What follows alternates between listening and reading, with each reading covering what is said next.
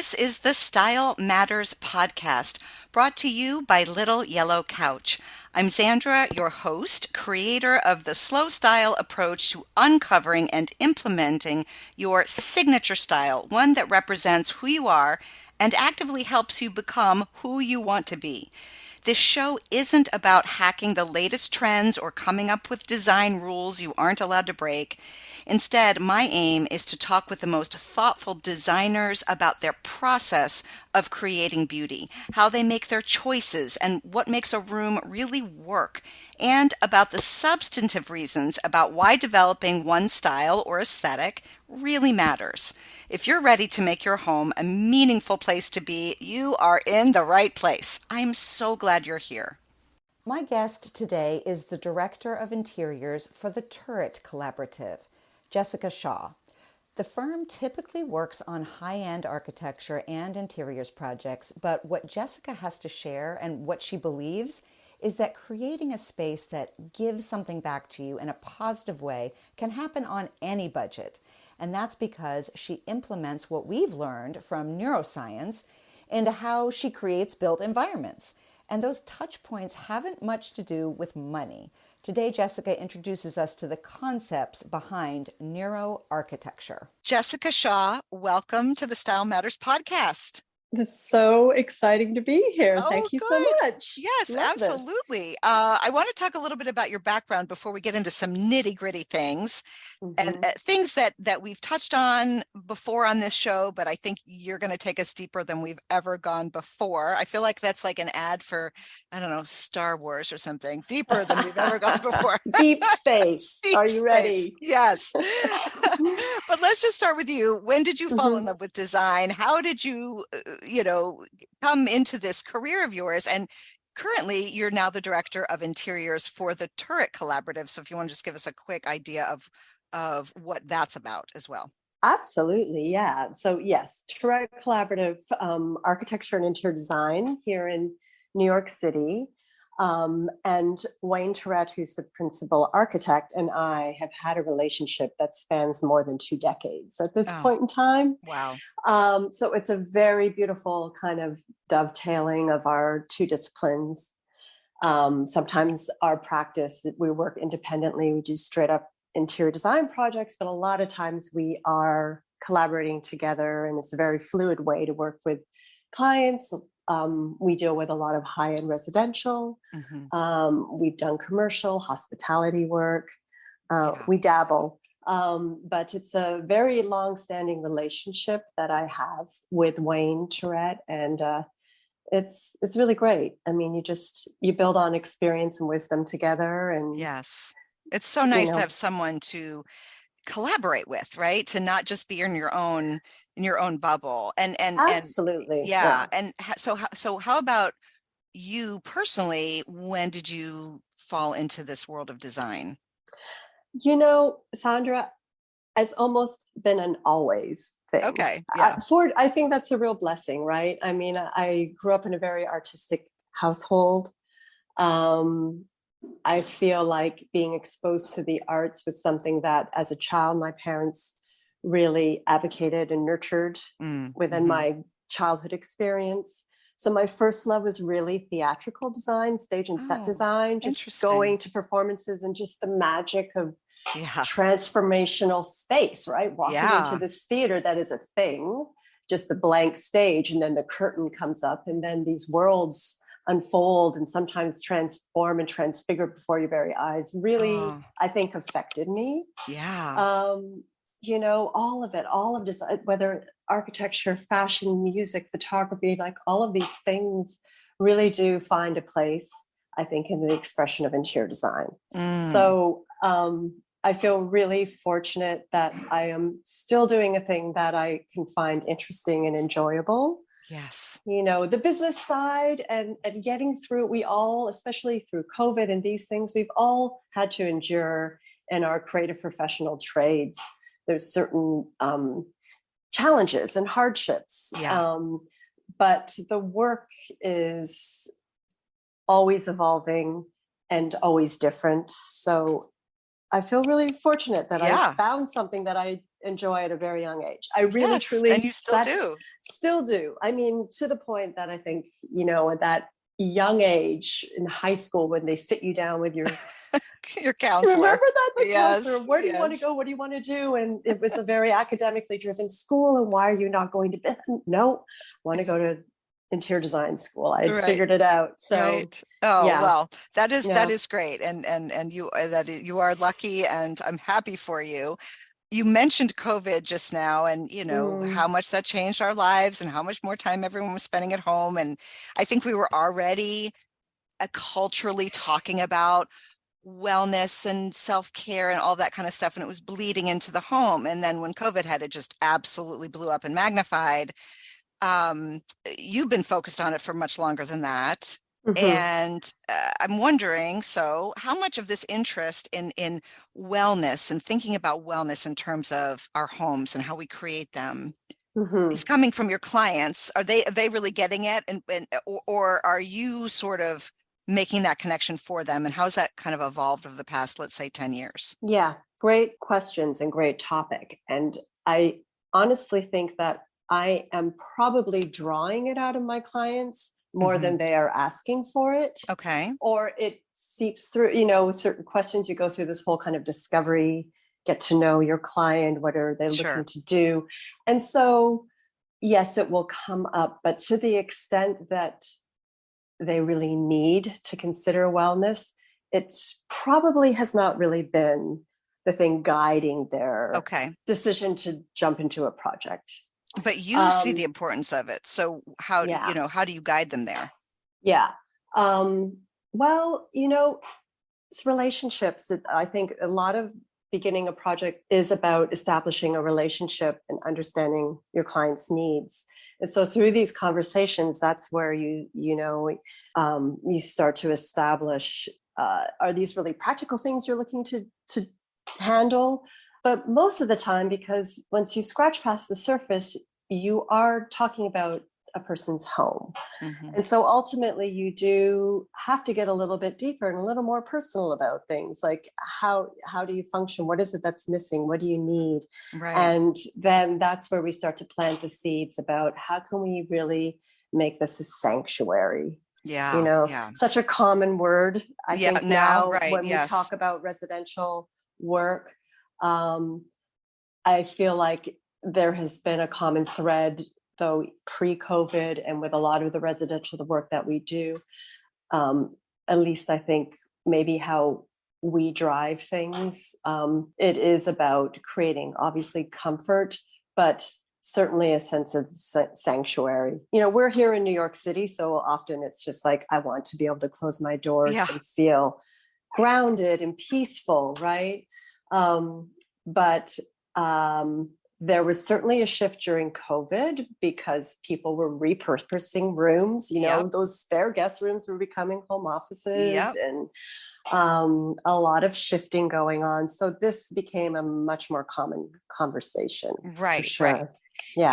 And there's a feedback loop there between our environment and our well-being. And you have introduced me to a term that I wasn't familiar Hmm. with, but I Hmm. think I have a Hmm. general idea of, called neuroarchitecture. And Yes. I would love for you to talk about that. Yeah. Neuroarchitecture. This is quite an interesting, titillating words, aren't they? Yeah, Neuroarchitecture.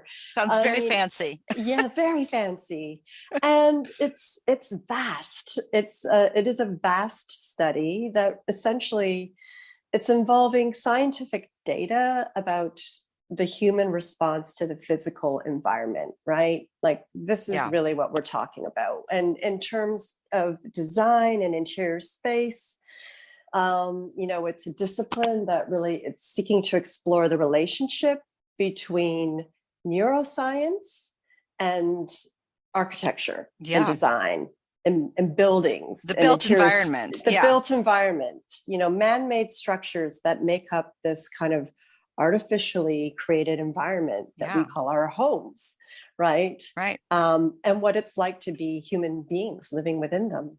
Mm. It's pretty wild. Yeah, So, definitely. and it's a real thing. This is a theory that, a field, I should say, That dates back to the 70s, really.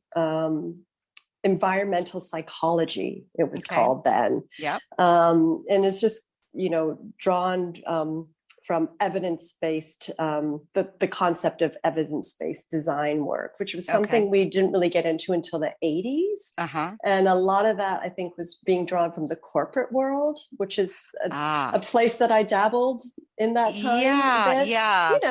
Well, Under that's we went into cubicles, and then we went out of cubicles, and then we yes, did, yeah, because we were yes, trying to understand productivity and how we can get the most out of our employees, both yes. creatively, but also in terms of output. Yeah. Right, right. So we saw these big office systems furniture companies really having a Yeah. prominence, right? Right. And a lot of studies and a lot of data. And so I think it kind of started there, but it's grown and it continues to grow. And in fact, there is a true like affiliated, there's an academy of Hmm. neuroscience for architecture that was Mm. formed in San Diego in 2003. So Hmm. it's a real thing. Yeah. And so what are some key things in your mind that we've learned since, let's say, the 80s Yeah. about our Okay. homes and our environments and Mm-hmm. what they are doing to us Mm-hmm. or what we're doing to Mm-hmm. them? Sure. There key things that we've realized are the impact of. I'll go kind of through some of the categories. Sure. The impact of lighting, Okay. right?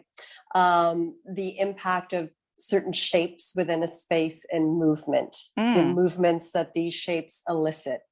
mm, Physically, how we maneuver ourselves through spaces. But then, there's like the macro and the micro. It's right down okay. to, the curve of an arm on a chair and what that Yeah. feels like. These Yeah. tactile moments, um, you know, have an effect. Color, of course, color theory being applied to space. I mean, listen, I'm not bringing up topics that have not been discussed before, but I think they're just being looked at um, in a different way now and more deeply considered. The whole practice of feng shui to me Uh-huh. is almost like an ancient understanding of what we're now in a modern way, a more data driven calling Ah, neuroarchitecture. yeah. If you're someone who wants to get into that, but Right, right, right. I do believe, I mean, energy is a real thing. Mm-hmm. However you want to define that, and you're comfortable, what you're comfortable with in terms of putting a label to that. Sure. But neural architecture is a lot about that, this feeling of energy that exists within a space and how it is affecting you. Yeah. I mean, So I don't know why this popped in my head, but when you said energy is a real thing, I mean, walk into a room where someone you've interrupted a fight, an argument. You mhm. can feel the crackle in the air. You may not have overheard a single thing that was said, but there's some energy in that room, right? And so of course that applies to beautiful energy as well, and all Yeah, positive energy. It doesn't always have, yeah, it's not, but I mean, if anyone doubts whether or not energy is real, just imagine that and you go, oh yeah, I guess energy is yes, real. I love that. That's a great analogy and a great jumping off point to just speak about. Imagine the energy of a rock versus wood. Imagine the Yeah. energy of a plant and water. Imagine the energy of warm light versus cool light. Like, Yes. the sense of smell. We're all finely tuned into these things now, too. We're Just getting there. I mean, we're getting, yeah. yeah, you said that you're not the first person to talk about this or whatever, but I think that it's still trickling down into where homeowners live and with their Mm-hmm. understanding of their space. I think there's been a lot of thinking about it in the design world, certainly at your level, and also, like you said, certainly in the corporate world. But I just think we're just now starting to understand this stuff. So it still feels new and it still sounds Yes. new and it's still really, really helpful for us to talk about it. And I, you mentioned color and shapes and all of that. So talk a little bit more, maybe give us a couple of examples about how shape or color, materiality, how that Mm-hmm. plays into our well-being. Mm-hmm. Sure. Well, I mean, color. therapy and color theory are things that I think most people and homeowners have probably heard these Yes. expressions before. And Right. Joseph Albers certainly spent a big part of his life having us see experimentally how color vibrates together. Right. Do you do this with that? And so to play with those palettes as a designer for a client is really, I'm sure, a joy for every designer, Uh-huh. right? Uh-huh. Yeah. And there is a great deal of comfort that can be created by creating a very calm palette. Um, that doesn't mean that infusing bits of color is a negative thing, because it Right. can inspire and elicit good feelings as well. So, so the use of color is something that I find is very personal. Okay. I don't really, I have to confess, I don't ascribe to any hard and fast rules Uh-huh. about it, Right. because it's a very personal thing. And we talk about energy, and energetically, each being is kind of built and Yeah. wired a different way. So what turns on one person may not turn on another. And I literally mean that, like, Yeah. Yeah. by what what they're Right. feeling. So one example of a recent project was a client who came to me and she said, listen, Jess, I really think that this is going to work well from my feeling, but I'm looking at your work and everything's very zen, very calm, and I am a dynamic color Ah, person. Like, okay. can you handle that? Yeah. And as a designer, I'm like, I've just been waiting for you to come to my life. Like, yes, we can do this, but let's go. Come on. Right, And right. so it was very exciting. And it's interesting, kind of opened the door just for me. I'm doing a lot of color with everybody Yeah. now. Yeah, yeah. But it was truly a representation of this personality that Right. just was there Right. everywhere. That would not work for X, Y, and Z client that I worked with before that, who was equally excited and satisfied with their process, but really was looking for something much more calm and Sure. zen, you know? Sure. Yes. Um, yeah.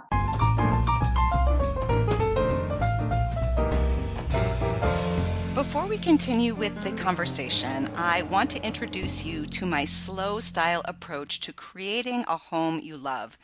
Slow Style is a step by step framework that puts you at the front and center of your home rather than products, trends, and other people's ideas of what beauty looks like.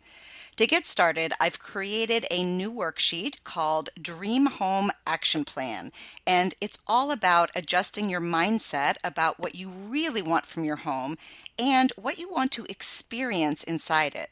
Because I believe everyone deserves to live inside beauty right now, not someday when you can afford all the bells and whistles that you see on Lifestyles of the Rich and Famous. I'm dating myself. Does anyone remember that show? Anyway, this worksheet is the first step to reframing what you want to get out of life and how your home can help you achieve that. It's free and it's available on our website, littleyellowcouch.com. Just click on the yellow button right at the top called Free Guide, and then I'll jump in your inbox and we can start a conversation about your dream home. Again, that's littleyellowcouch.com. Okay, let's get back to the episode. So there's specific elements that you've written about that we should pay attention to if we want to think about our well-being. Mhm. And I'd like to dig into some of them. And I want to start with green zones. What are they? What do you mean by green zones? Sure. Yeah. Well, green zones meaning biophilia, Mm-hmm. natural elements, bringing the nature into your home. Yeah.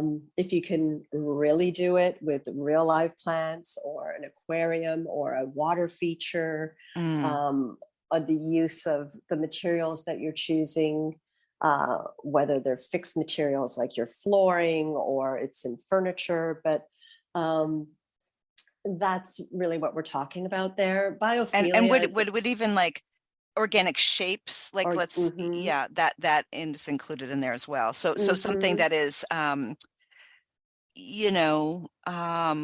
I'm looking at like, nature inspired, I yeah, would nature say. inspired. Okay, sorry. Yeah. Yes, naturally inspired, organic things. Yeah. Yeah.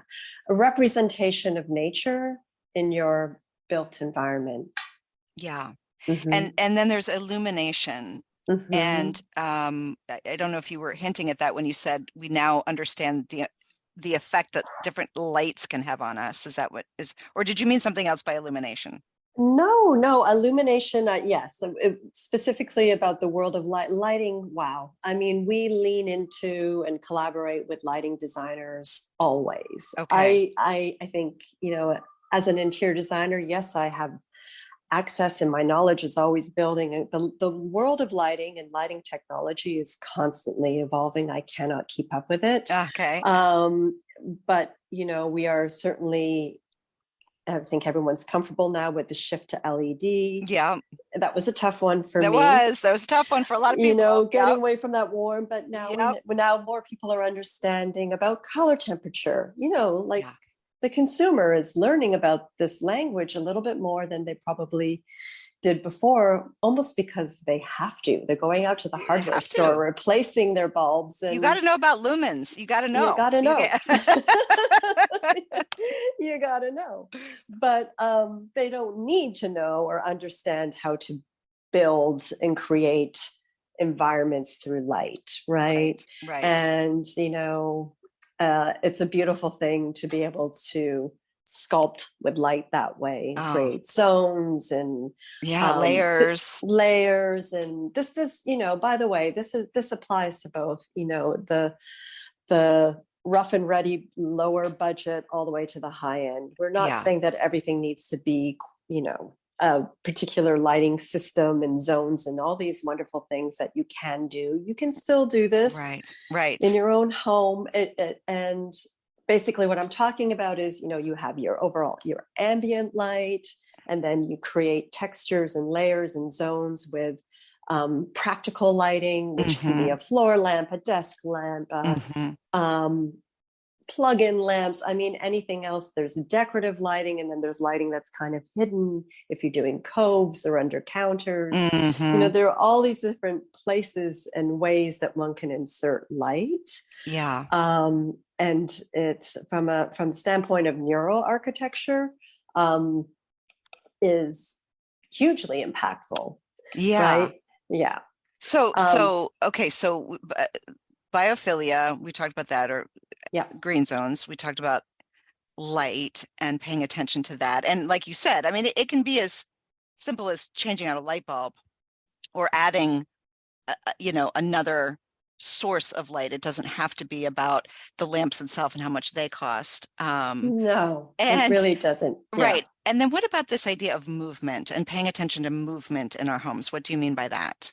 Oh, so critical. Okay. I think going back to the earlier talk about energy. Yeah. Movement creates energy, Okay. and so the movement from your front door through, like, what is that journey? What is that Mm. experience for you? Do you have a moment to stop and decompress? Oh, Do you then enter and evolve and open up into what is the next space? What is the story that's being told for you within your own home? yes. You can create that. If you haven't thought about it before, then take the time to think, in a very imaginative, ideal way, what would feel good to me? It's as simple as Right. that. Like, what would really feel good? Am I, what do I just walk right into my kitchen? Do I need a little space where I can just like put Yeah. things down, leave the clutter there, Yeah. enter into, Yes. Um, so we're talking about the overall flow through one's home. Hmm. These kind of, if you just start to imagine the trail that you're creating and repeating these lines through your space, Right. where are your major and minor kind of routes of movement? But then it's like, take a look at your furniture and how do you have to maneuver around those things? Yeah. Because that becomes a very tactile thing. So again, in neuroarchitecture, literally like the neurons that are popping off in your brain because you bang into the edge of your bed every time Uh-huh. you have to pass around the corner, like let's fix that. Why? Yeah. Yeah. You Right. know, Right. Right. if there's a thing that I'm constantly hitting my hip on this dresser, it's like, well, let's just really think, is that where that dresser should be? Yeah. You know? Was that, and Um, is that where shapes come into play? You had mentioned shapes, and yeah. I would, rounded corners are going to be a Yes. little bit more forgiving if you have a lot of hard edges. So, yeah, talk a little bit about shape and how that plays into it. Yeah. Yes. So as we kind of just hone in tighter and tighter, then the shapes and forms of all of our pieces of furniture that we interact with Hmm. are really critical. So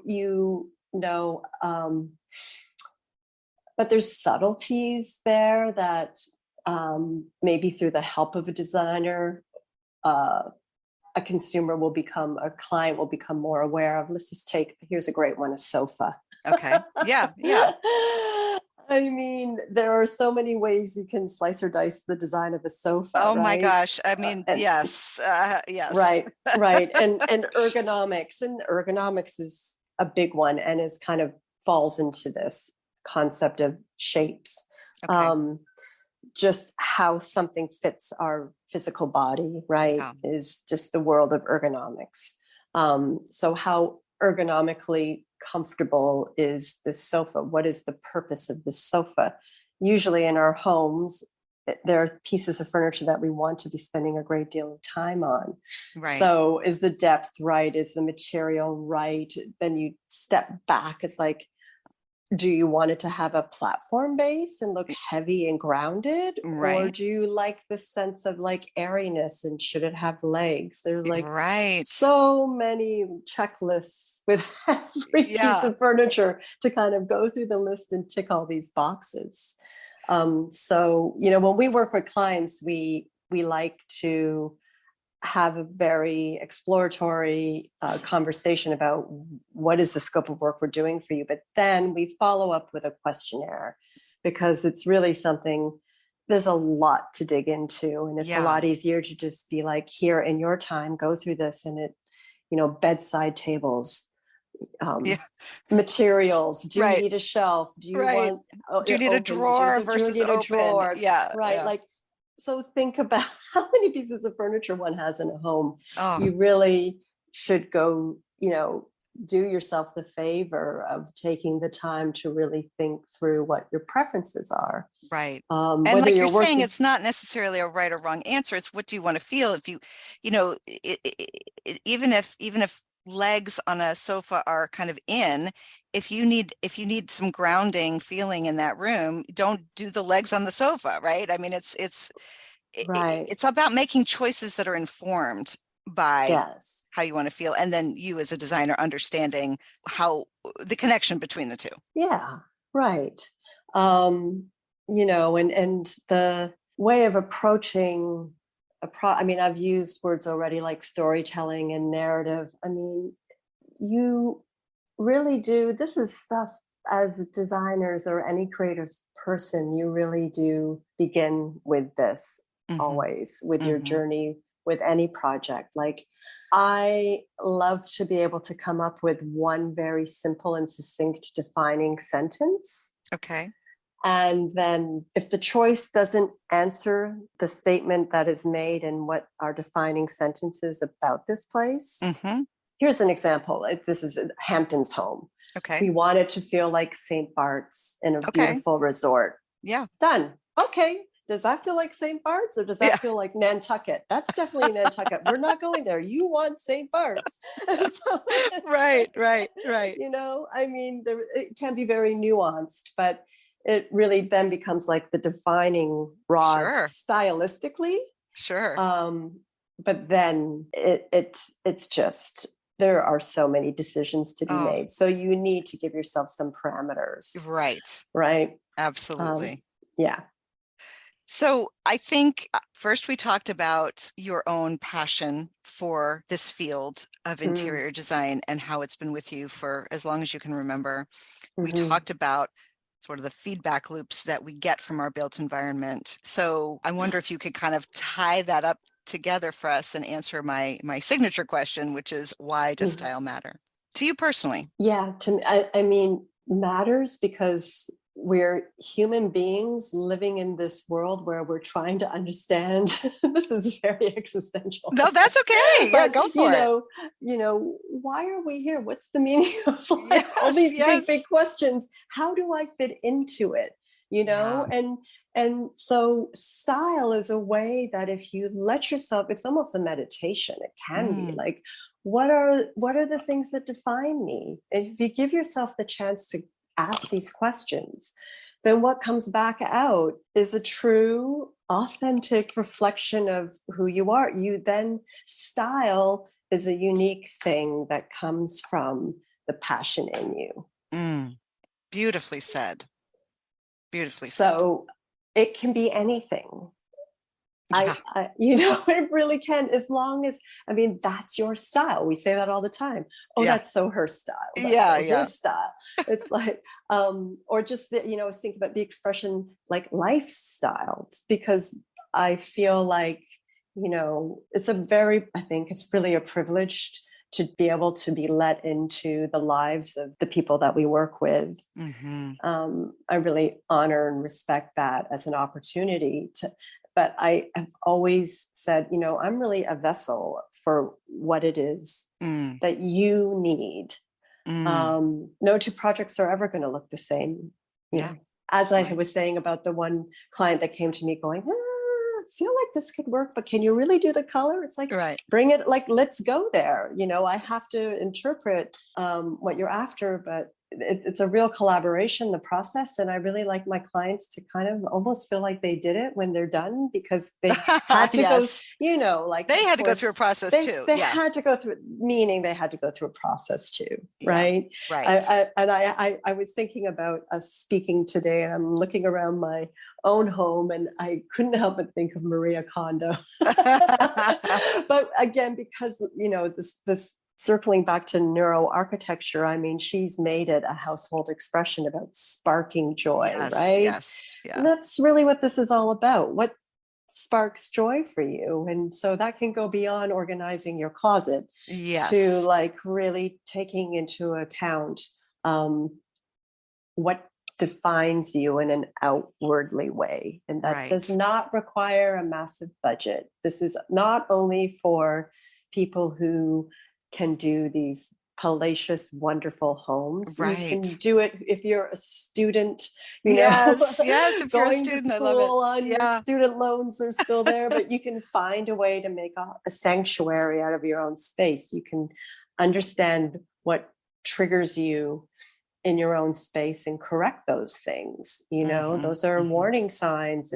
If something doesn't feel right, just try moving something around, try Right. getting a different light, try getting better window treatments to like Yeah. control your bring in some beautiful scent to just Mm. change up, get yourself a great plant to put in the corner, like Yep. just be there with life in your space. Yeah. Yeah. Well, thank you. You've definitely helped us define or identify some of those touch points that we can all be paying attention to so that we are creating that space that gives something back to us. So thank you so much. Thank you for your time today. Oh, it's really a pleasure.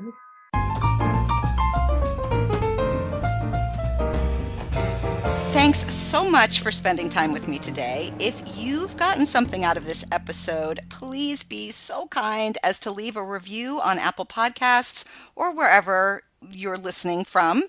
It really does help this show stay on the air. And also, don't forget to grab our free guide, The Dream Home Action Plan, at littleyellowcouch.com. And also, that's where you can find the show notes pages for all of these episodes with photos and links to things that we've been talking about. Have a great week. Bye for now.